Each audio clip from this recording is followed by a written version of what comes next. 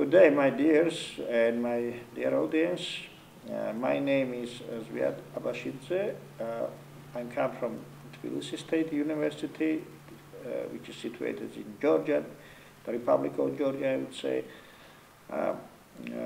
I'm from the field of the political science. I'm teaching several courses at my university on political science and history and the politics of generally in the Caucasus and in the world, but especially in the Caucasus.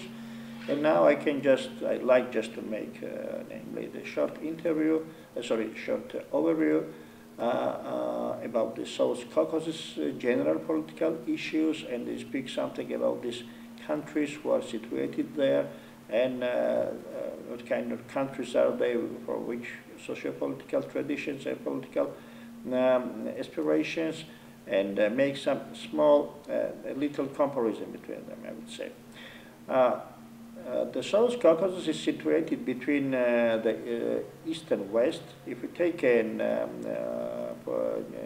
physical geography, and if we take Uralian mountains as the very eastern part of the eastern borders of the European civilization, these borders, Uralian mountains and the eastern borders of European civilization, made Catherine the Great of the Emperor of Russia, who wanted to become Russia and the major European power. That's why he invited some Swedish survivors and geographers and created a new physical map of Europe, where the Uralian mountains became the very eastern borderline of the European civilization.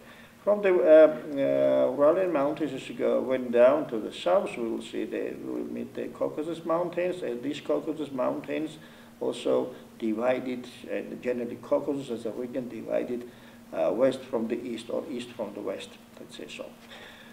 This geographical situation determined very much the history of this given region and given nations who are living there.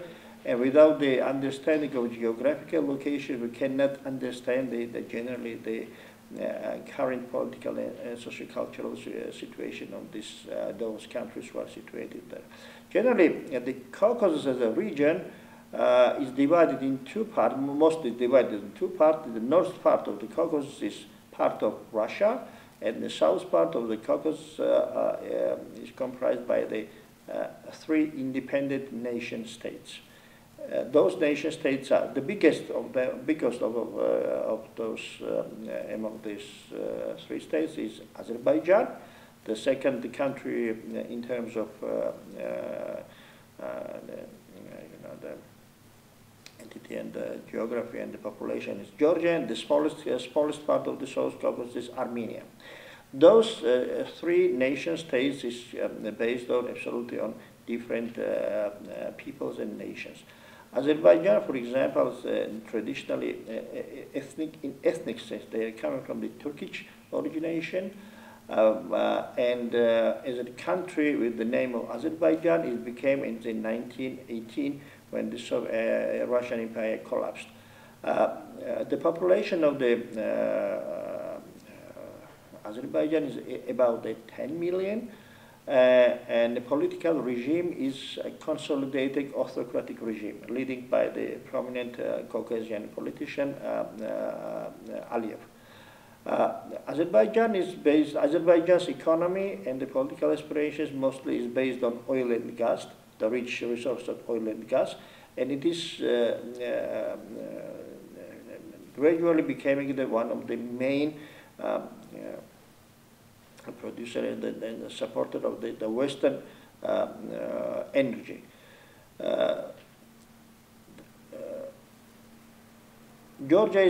Azerbaijan is a Muslim country.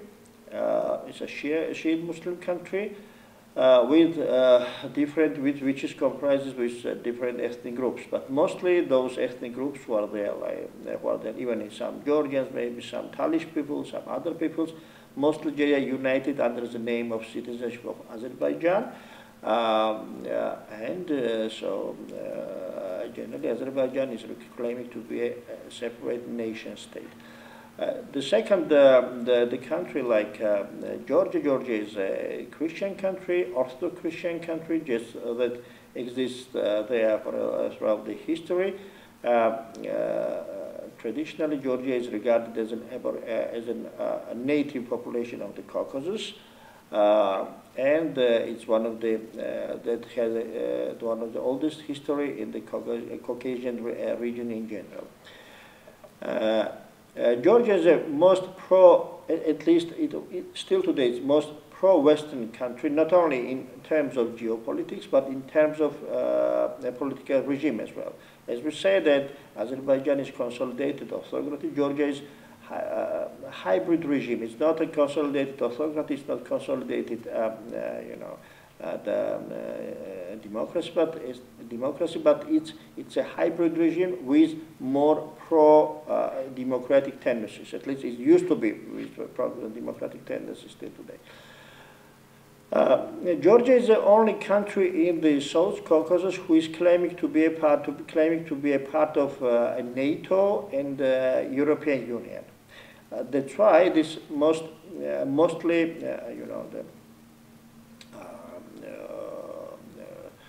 the closer country to the Western countries. At the same time, as far as we say there's something about the Azerbaijani gas and oil, this Azerbaijani gas and oil is transported to the west through the Georgia mostly. Yeah, there are some other roads also, this Azerbaijani oil and gas to the west, but most of those parts of gas and oil is going to the west through the Georgia. Azerbaijan, Georgia, Turkey, and from the Turkey is disseminated to the other part of the world. The third country is Armenia. Armenia is the smallest country of the South Caucasus. If you compare ethnic, and is also the Christian country of the South Caucasus, but it's different from the Georgian Orthodox country. It's a so-called Armenian Gregorian Orthodox, the church they have, and with their own independent church, with their own ruling church, the Catholicos, like Georgia, but it's different from the Orthodox Christianity. In ethnic sense, Armenians are not native Caucasian peoples. Ethnically, they are Indo-European peoples who came to the Caucasus throughout many centuries ago. Many centuries ago. And nowadays, of course, is the local population and local the country. As I said, Georgians are the native population of the Caucasus, and the Azerbaijanis, they are so the Turkish origination people, also not native people of the Caucasus who came there throughout the history. But now, Armenia, who was accepted as a hybrid semi-authoritarian regime, let's say so, after the peaceful revolution in 2018, Armenia also became a hybrid regime. Now it's closer, if you take in terms of political regime, Armenia is closer to the Georgian, then closer to Azerbaijan. Traditionally, what is the most problematic issue of the South Caucasus? Traditionally, those are the conflicts. These conflicts which arises from the state origination process. This is interconnected to the state origination and nation building process. The first modern states in the South Caucasus appeared in 1918 when the Romanovs' empire collapsed. Until the 1918, until the 1921, those countries, short-term democratic republics, they existed. The first country who became later Soviet Union became Azerbaijan, then comes to Armenia, and the last country who was conquered by the Soviet Russia was Georgia. Then in 1991, those countries declared independence. Firstly, in April in 1991, Georgia declares independence. Then in September, it made by Armenia, and in October, it was made by Azerbaijan.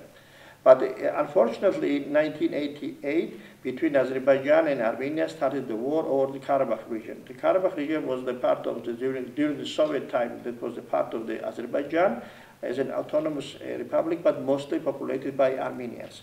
Traditionally, Armenians were regarded Karabakh as a historical part of Armenia, which because of injustice of history became a part of Azerbaijan. That's why Armenia started just to claim to get back Karabakh as a historical trust.